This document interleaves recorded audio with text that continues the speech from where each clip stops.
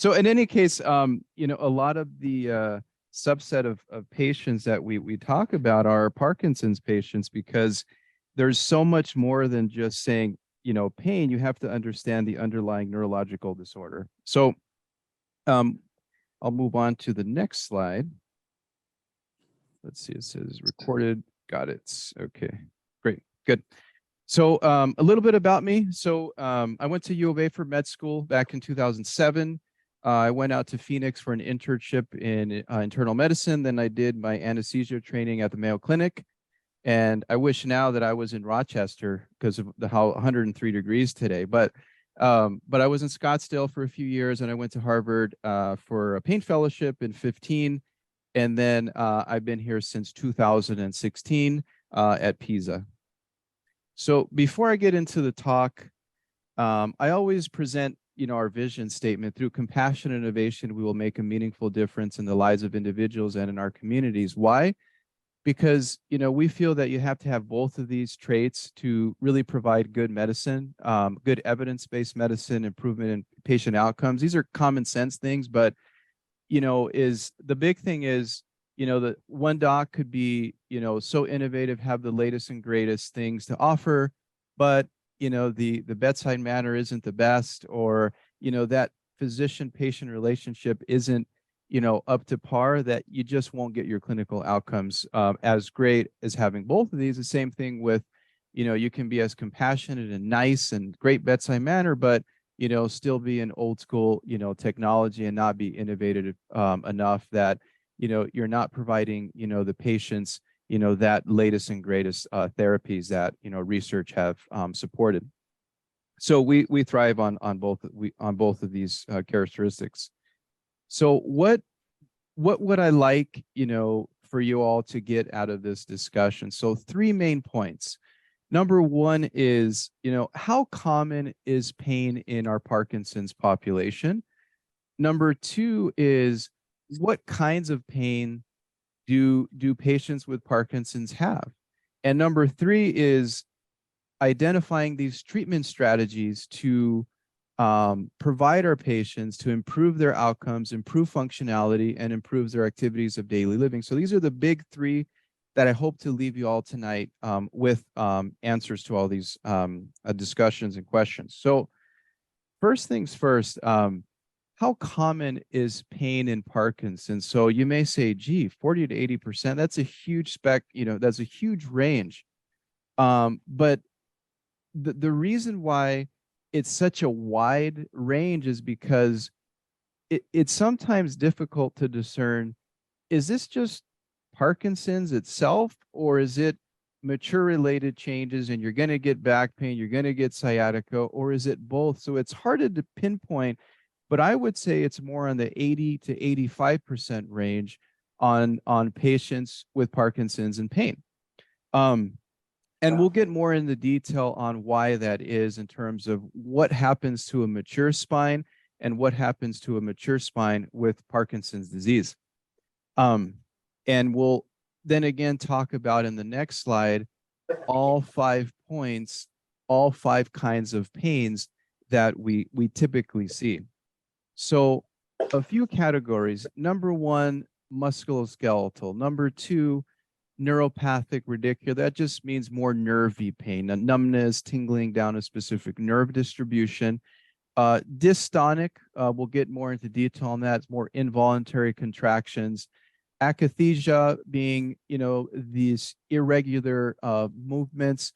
And then central pain syndrome, which we'll talk a little bit more in depth on all of these topics. So the first thing is the MSK or musculoskeletal. So the musculoskeletal part, this is the most common pain presentation that we see in the Parkinson's crowd is musculoskeletal. So this is pain that affects the MSK system or musculoskeletal system, the skeleton, bones, tendons, ligaments, bursas, bursitis, all these different things. So we commonly see, gee, you know, my hips hurt, my knee hurts, my, you know, we call it the sacroiliac area hurts, the buttock area, just a lot of these bony components. Now, remember, as we all know, there are postural changes that occur with Parkinson's disease. So think about it, is that when you're in a flex posture, you're altering the architectural structure of the body. You're altering the building,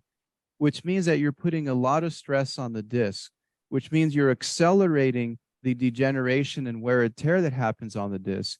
Then that transmits pressure to the back, which are these little joints. We call them facet joints. They're like little knee joints of the back. And then over time, just this building becomes more deteriorated and deteriorated. The posture gets worse. And it's just basically a cycle that we try to identify earlier, sooner than later, before a patient comes in and says, gee, I've been in a stoop posture for 5 years and my arthritis is raging, and it's a little bit more difficult to treat as we let this linger on.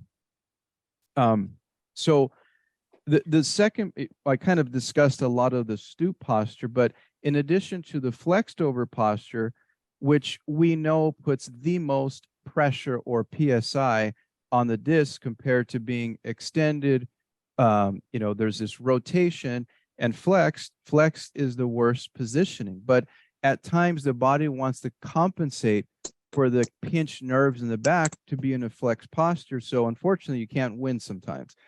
So the other one, the other postural abnormalities we see are these Pisa syndrome, kind of like the Leaning Tower of Pisa kind of turned over. But think about it, that also puts a lot of stress on the joints of the back, and then just continues to accelerate that process of degeneration. We see a lot of frozen shoulders. The medical term for that is adhesive capsulitis, where the shoulder pain is so bad that the patient doesn't want to move the shoulder. So over time, all this calcium develops in the shoulder capsule. And I see patients who come in with a true frozen shoulder that if you do a shoulder abduction, you can't do that because you're going to send the patient through the roof in the room because it's so darn painful. The other thing is with patients with that don't want to ambulate or walk because of the pain, stoop posture, afraid of falling, think about it, is that your bone mass may reduce, okay? Not may, it will reduce, because these little bones in the body, they want to have some stress, some weight bearing to wake up the cells and lay bone. So if you're not using it, you're going to lose it. And over time, your bone density, for those folks who get a DEXA scan or to surveillance their osteopenia or osteoporosis, you'll see that worsening if you're not putting that appropriate weight bearing on the bone. And then we start seeing compression fractures, which are deformities of the back. You know, a patient who falls on their outstretched hand, you get a distal radius fracture, or you fall and you break a hip. So it's all a cycle, is that if you're not putting appropriate weight bearing, higher risk of weakened bone mass and higher risk of fractures.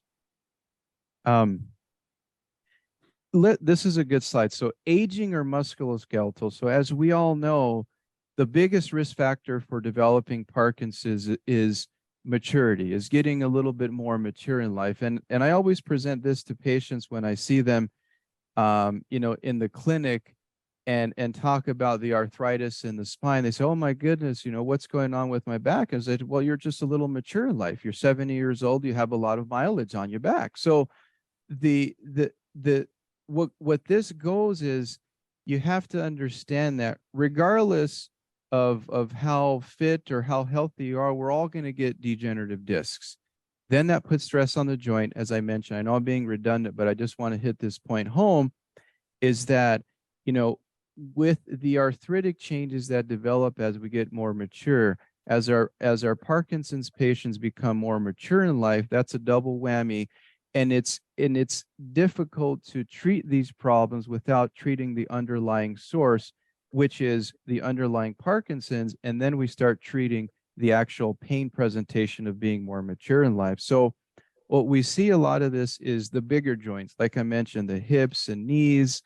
I'm sure a lot of folks know what the term spinal stenosis is. All that means is occlusion of the nerves of the spine. There's not a lot of wiggle room for those nerves to breathe for many reasons. The arthritis grows, occludes those nerves, and contribute to back pain, butt pain.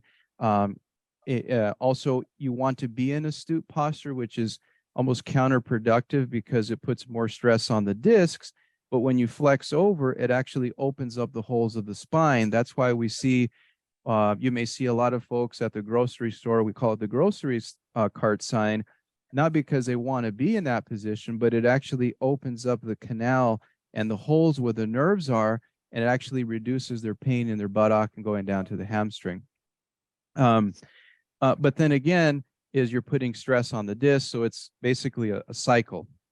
So moving on, neuropathic radicular. So this is a true nerve root impingement, meaning, one specific nerve of the spine contributes to pain in a specific nerve distribution. So for example, the patient comes in and says, gee, I have pain in my back on the side going down to my big toe.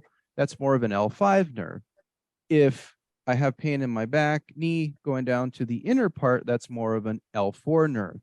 Patient comes in with dragging of their foot, that's more of an L5 issue because they can't basically do this and lift up their foot. That's what the L5 nerve root does. So specific nerves that come out of the lumbar feed different parts of the leg. So we call that neuropathic or radicular.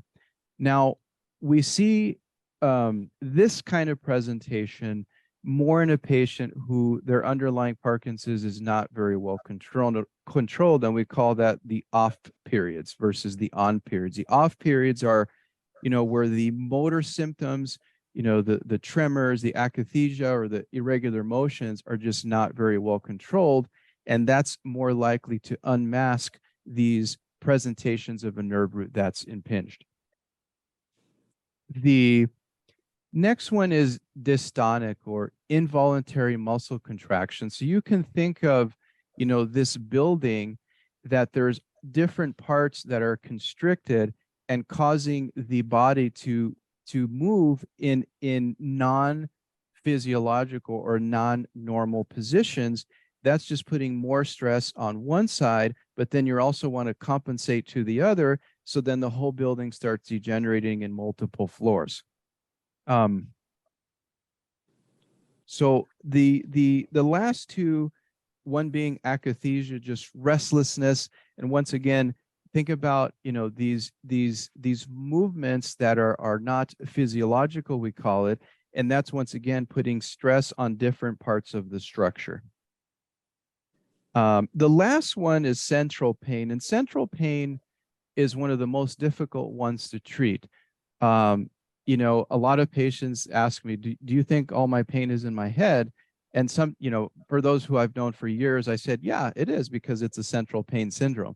But central pain is when the pain is truly coming from the abnormalities of the nerve cells in the brain, meaning that the cells have changed over time in the brain enough that now these nerve signals are saying, hey, this patient, you're going to be in a chronic pain state, but that doesn't mean that there's any injury to the body. That just means that your brain has just changed over time because of how the neurological process has developed. And that is the most difficult to treat because there's no medication that's going to change on how the brain has changed in a chronic pain state. There's some data for, a ketamine, which is used in veterinary medicine. I used to use it in anesthesia when I would do anesthesia, but it's very difficult to treat. And this is pain that's not in a specific nerve distribution like the neuropathic or radicular one. This could be pain in one whole body, one whole leg, or one whole arm, not in a specific nerve pattern.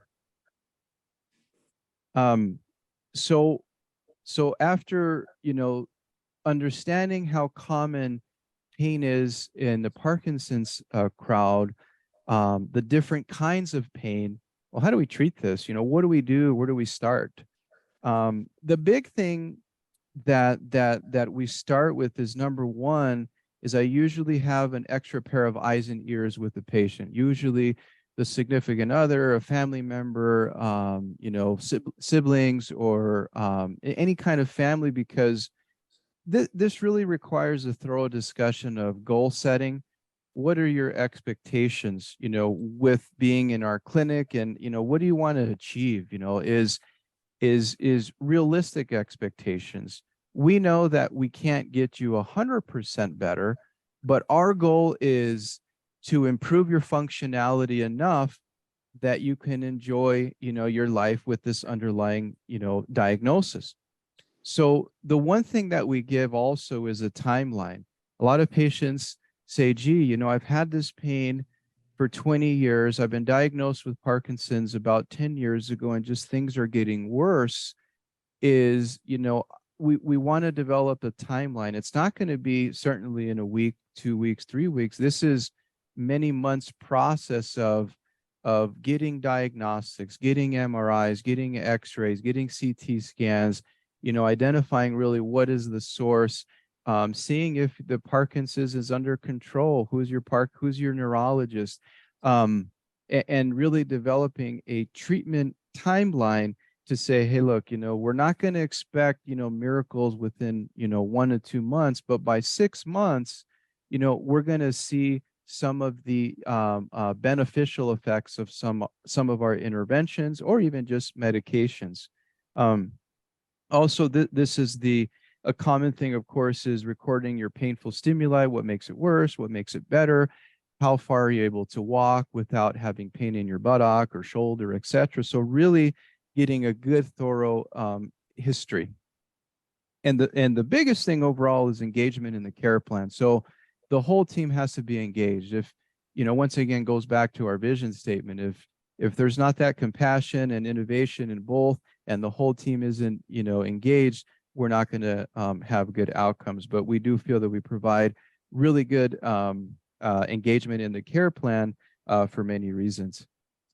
So what are these treatments, pain management treatments? So I put treating off time as number one, because we can have the most innovative treatments that we have available, but the underlying dopamine levels are so low that we just can't get anywhere with that. And I've had a few patients that we coordinate with neurology, the carbidopa, levodopa levels are just not, the medication isn't enough, and we're just not getting anywhere. We coordinate and say, hey, look, we got to change some medications around. I don't do the medication for the Parkinson's, of course, because I'm a neurologist, but we collaborate, the medication is tuned up, and then the patients just do better with some of the procedures that we offer.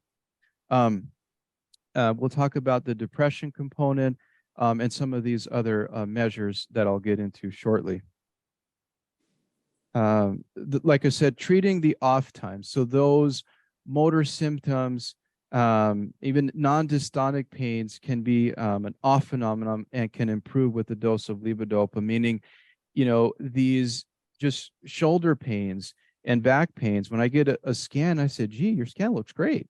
I don't know what's going on here. Let's see if maybe by coordinating with the neurologist to alter some of the doses, see if this gets better. And most of the time it does, when there's not a true pathology that we see in a lumbar MRI if we're treating, let's say back pain. Number two is depression. And this was a tough one, because in the pain management world, with chronic pain, what we treat is we see depression in about 60 to 70% of our patients. And once again, treating the underlying source. If we're not treating the underlying mood disorder of depression, we're not going to get anywhere, because, we don't want to treat, depression, with just, pain medications or interventions. We have to treat the underlying source, and our outcomes are just much better. Once again, it's a cycle. Depression, you don't sleep, the insomnia then worsens the pain, which then the pain then worsens the depression. So you get in this physical and emotional cycle that we just don't get anywhere. So we always ask, about, how's the mood? We do a few surveys, questionnaires on, Are you feeling down most of the time? Because we have to treat this as a whole, not just, hey, look at the spine and treat the nerve problem. It's a whole system treatment algorithm. Physical therapy, of course, is key to improving core strength, encouraging upright posture, and this is one of the key components to a treatment algorithm, which is PT. The other aspect is complementary treatments. We have a nurse who's an acupuncturist at our clinic, massage therapy. These are things that we throw out there because, once again, this is a multifactorial problem with a multidisciplinary approach to treat the pain.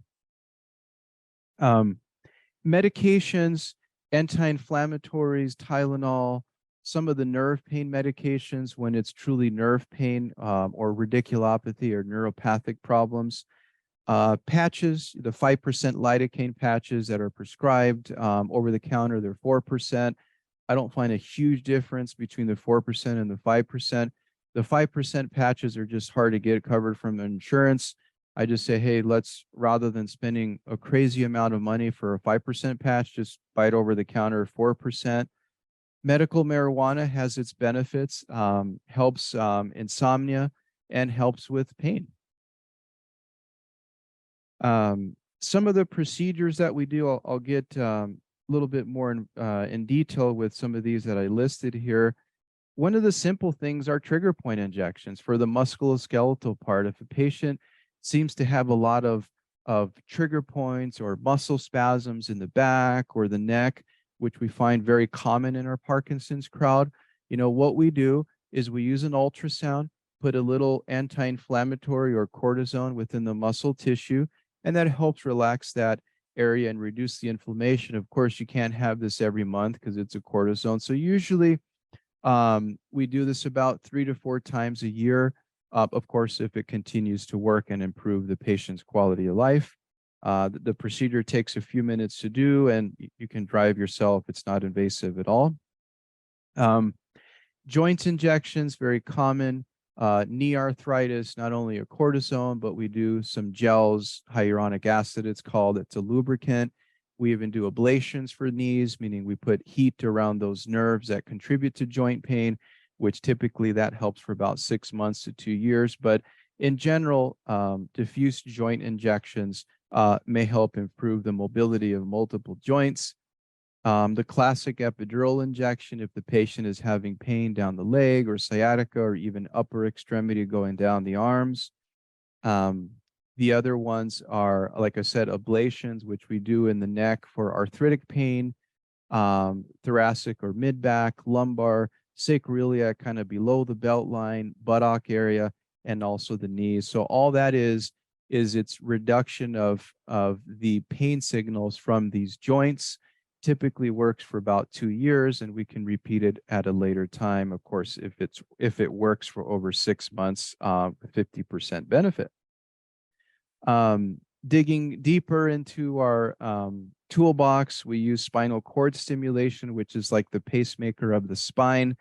We use electrodes that actually alter the signals of the spinal cord before it reaches the brain. I've done many spinal cord stimulators on our Parkinson's patients, and they've done excellent. Once again, we've exhausted all the simpler things. Of course, in spine, you want to crawl before you walk before you run before you sprint. So this is, the approach that we use after we've exhausted the simple things. But, think about this, like I said, as this electrical impulse that's calming down the nerve signals before it reaches the brain. Doesn't work as well for central pain syndrome as you may think, because the central pain, the signals are coming from up here into the brain, and the spinal cord stimulator we put near the epidural space in the spine, so that won't really help the central pain part. The other thing, of course, deep brain stimulation is done by a neurosurgeon. That's going to help improve the uncontrollable tremors. These patients that are excellent candidates for it are ones that at least the medication, the carbidopa, levodopa, have worked at one point. Now it's less efficacious, or for those patients that just can't get to the appropriate doses because of the side effects of the medications.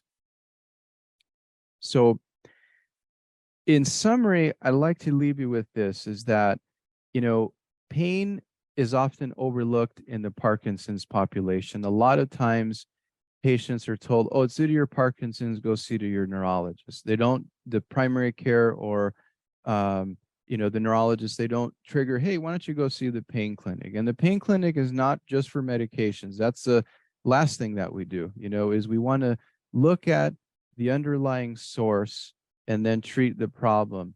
So number one, the provider, whoever you see, has to understand the 5 kinds of pains that Parkinson's patients present with.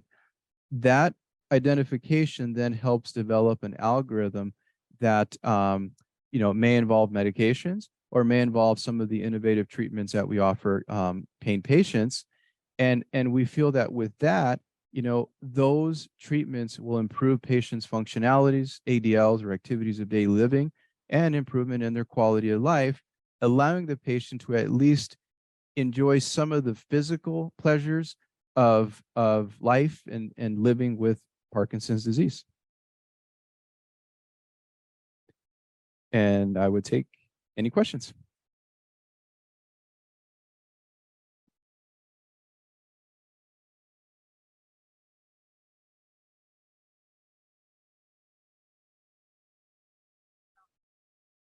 Mm-hmm.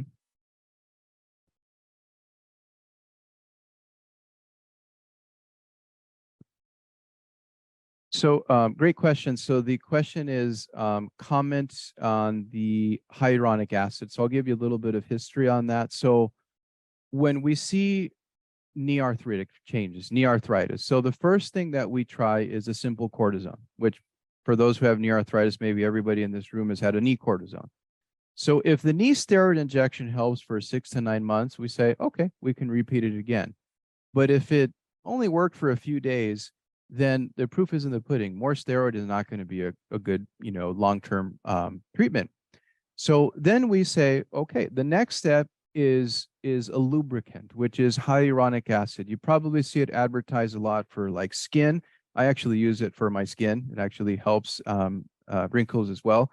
But in any case, the gel or viscous supplement is what we inject inside the knee joint. Now, a lot of, in the past, we used to call it rooster comb. I don't know if anybody remembers Synvis rooster comb, as it was based on the protein of the rooster comb. Now it's just pure hyaluronic acid. So the thought of what hyaluronic acid does, it's not an anti-inflammatory. It helps improve the gliding ability of the knee joint itself, and then indirectly reduces the inflammatory component.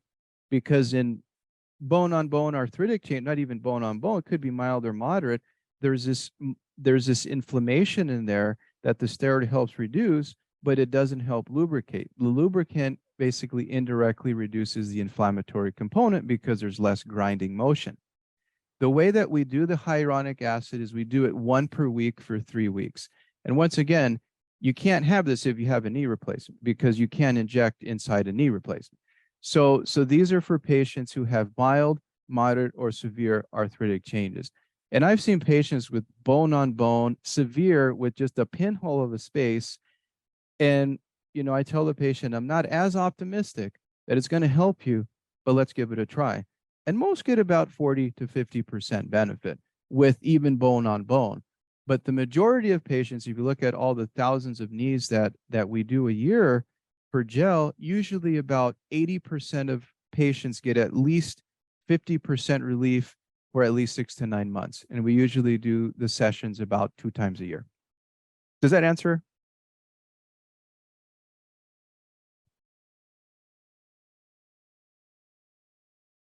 Mm-hmm. Mm-hmm. Mm-hmm. Yeah. So with hyaluronic acid, it doesn't cause the meniscal degeneration or the cartilage degeneration, muscle wasting, etc. It is approved for two sessions a year. It does not cause, your sugar to go up if you're diabetic. It doesn't cause the blood pressure to go up shortly. So it doesn't have those side effects of a cortisone because it acts completely different. Does that answer the question? Okay. Uh-huh. Yes.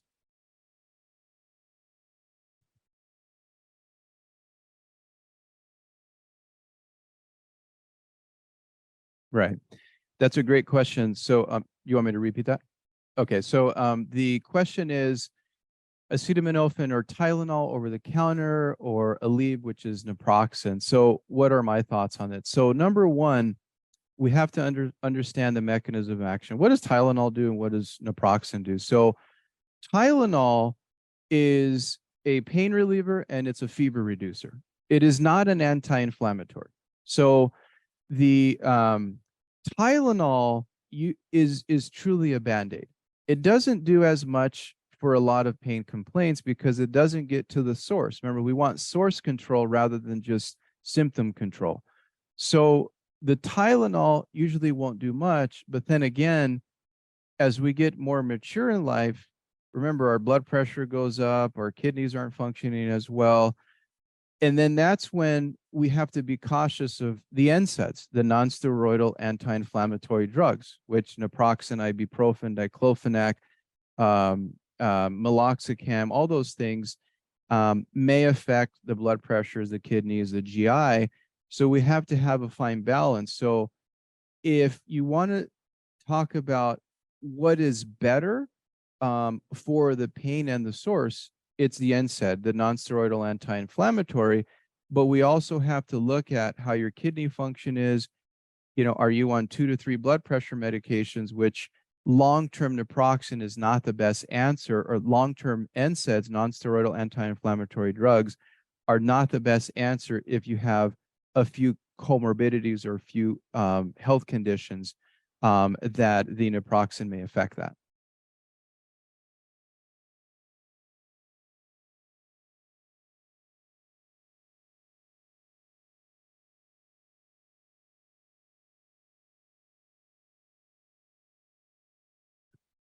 No, actually, the moderate, if we oh, so the question is, are there less options if a patient has moderate low back disease? So interpreting this is it's excellent when we catch the spine in a moderate state, because if we catch the spine in a very severe state, then there's less, not less options, but the options that we have are less effective.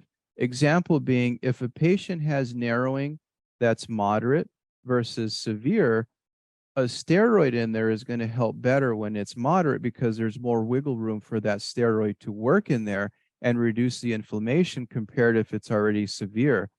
So I love seeing patients with moderate stenosis or moderate arthritis compared to severe, because the severe crowd, they don't respond as well as the moderate crowd.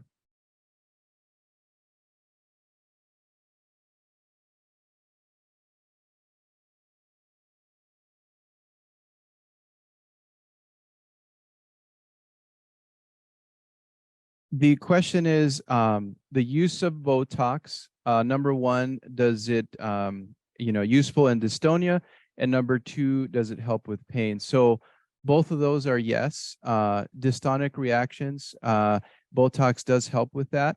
And the reason why it helps with pain is because, going back to one of the 5 pain presentations in Parkinson's, one of those being dystonia, you're now relaxing that muscle tissue enough that the muscle itself have pain fibers in there. So if we're relaxing it, that input from the muscle is not going to the spinal cord and not telling the brain that you have pain. So the Botox does help with pain.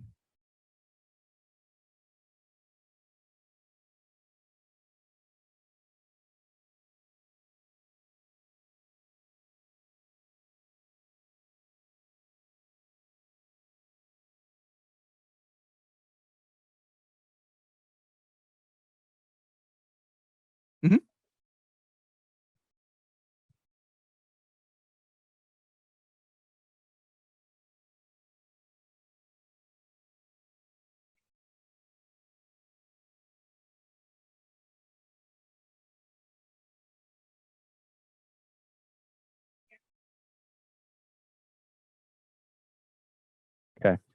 So let me summarize that question. So the patient has spinal stenosis with radiculopathy, Parkinson's patient. They're on a few different medications. Should they consider Sinemet or carbidopa levodopa before a laminectomy? So what I would say to that is, number one is, have you tried any interventions for the spinal stenosis? Meaning, I keep mentioning this: crawling before you walk, walk before you run, run before you sprint. You always want to try at least some interventions before you go through the capital S word, which is spine surgery. Is that there are so many things in our toolbox that we do with spinal stenosis as non-orthospines or non-neurosurgeons that actually help patients significantly. And I have, many patients that, the reason why the spinal stenosis happens is threefold: disc, arthritis, and ligament enlargement. As we get more mature in life, ligaments get calcified. They get big, they get large, and those ligaments compress that hole or the canal and cause stenosis or nerve compression. One of the treatments that we do is called a mild procedure, which we actually take down a small amount of ligament, and that's not a true spine surgical procedure. It's done in an outpatient center. It's a small incision the size of a baby aspirin that we get a instrument that scoops out part of the ligament, and that is meant for patients who have severe stenosis with nerve pain down their leg. So that's the algorithm that I would go to first before you go on to have your bones being taken out of your spine and increase in the likelihood of instability of the spine. And then years down the line, then you may need a lumbar fusion.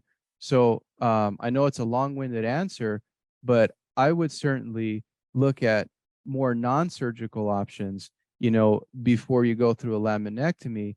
And in that situation, I would have to see, what your motor symptoms are before we even talk about considering carbidopa levodopa.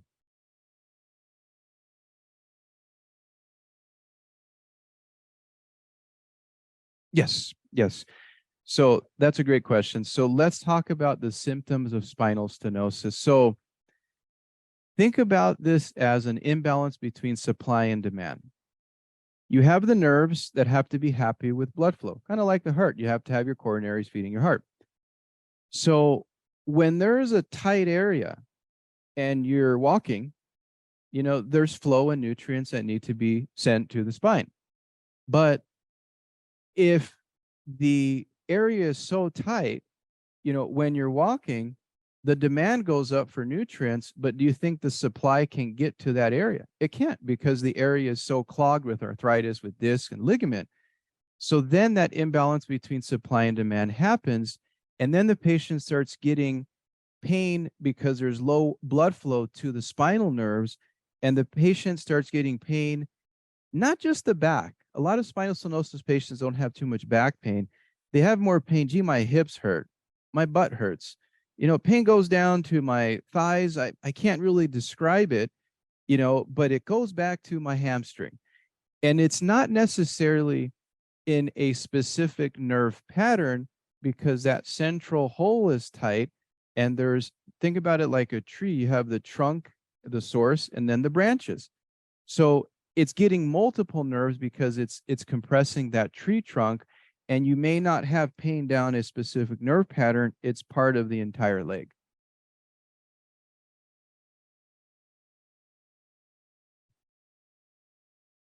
That's it. So, or arm. So what are the treatments for restless leg? We see more commonly than restless arm. So usually that's treated by my neurological colleagues, but one of the big things we look at is, number one, why is the restless leg happening? Why is it restless? We always look for source first. Are the electrolytes out of balance? How's the iron? How's the magnesium? How's the calcium? A lot of times we see, especially patients in the summer that don't drink a lot of water, they're not hydrated enough, and their electrolytes are not balanced or imbalanced, and then they have this restless leg or fidgety leg. So number one is look at the source. Are the electrolytes good?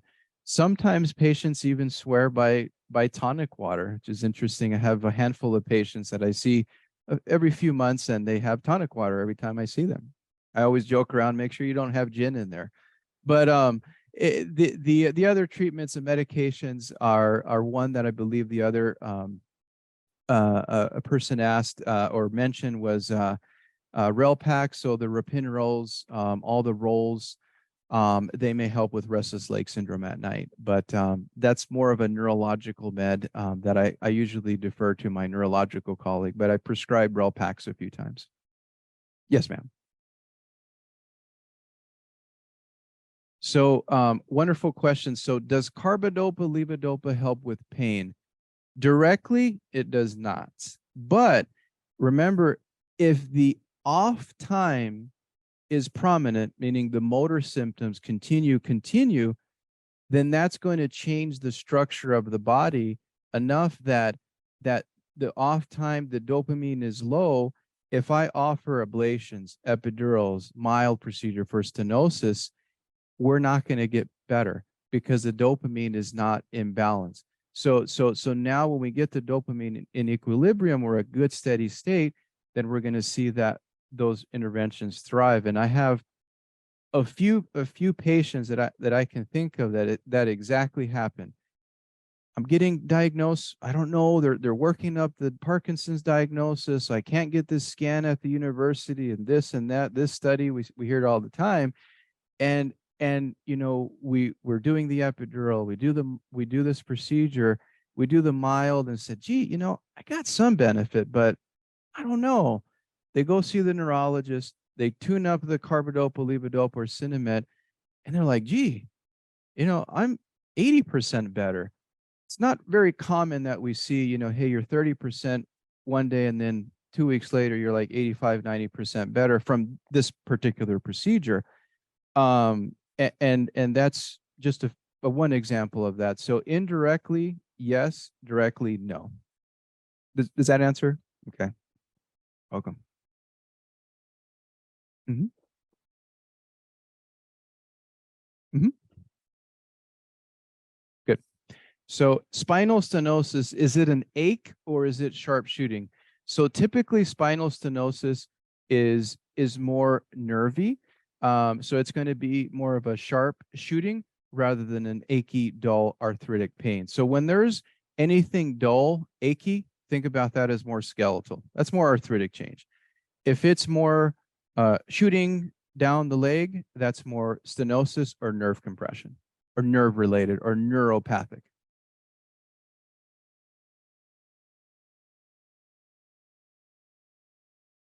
Mhm. Yep. So shoulder, there's many components. There's the ball and socket. There's bursas, which everybody's probably heard of, some bursitis. The bursas are these fluid-filled sacs that allow muscle to glide against bone. And of course, there's all the big rotator cuff muscles and tendon that's help support that. There are many different reasons for shoulder pain.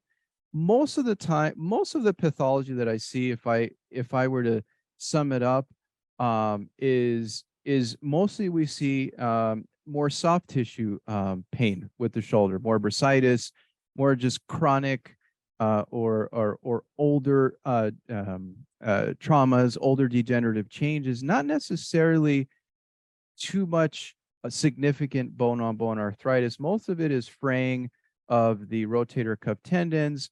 There's more chronic tears. There's calcium deposits. So those are the big ones, and that's hard to treat because it's not a surgical problem, meaning that you don't go have a shoulder replacement for just fraying of the rotator cuff tendon and chronic.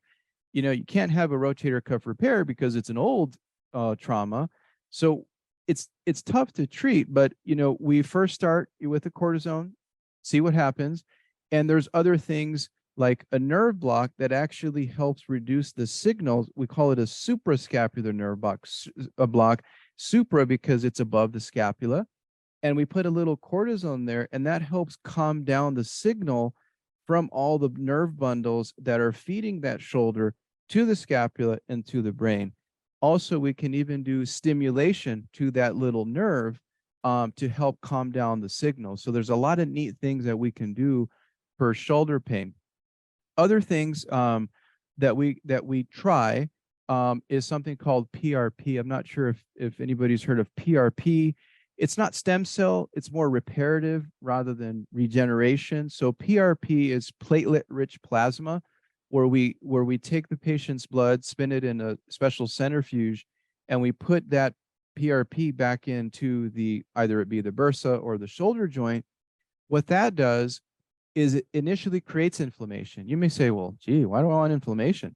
Well, remember, inflammation is there for a reason, is that inflammation recruits the cells to help bring their friends over to these areas and help repair part of that damaged structure. And it's best more for soft tissue bursitis, rotator cuff tears. Doesn't work as well for arthritis because arthritic changes is more bone on bone. And in that sense, when it's bone on bone or arthritic changes, whether it be in the AC joint or acromioclavicular joint or glenohumeral joint, which is the shoulder joint itself, we try a cortisone injection in there. Unfortunately, the hyaluronic acid is not approved for shoulder joints or hip joints, just the knees. I know that was long-winded too, but there's a lot to the shoulder too.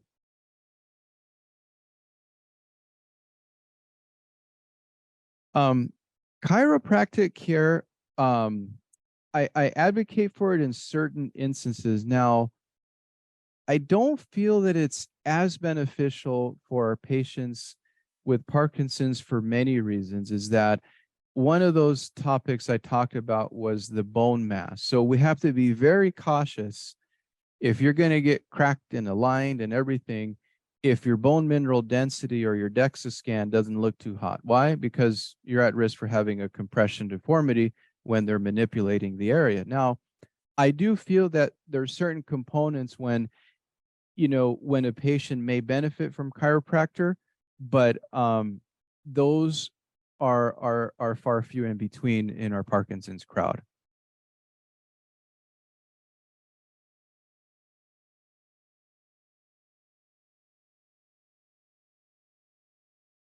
Okay.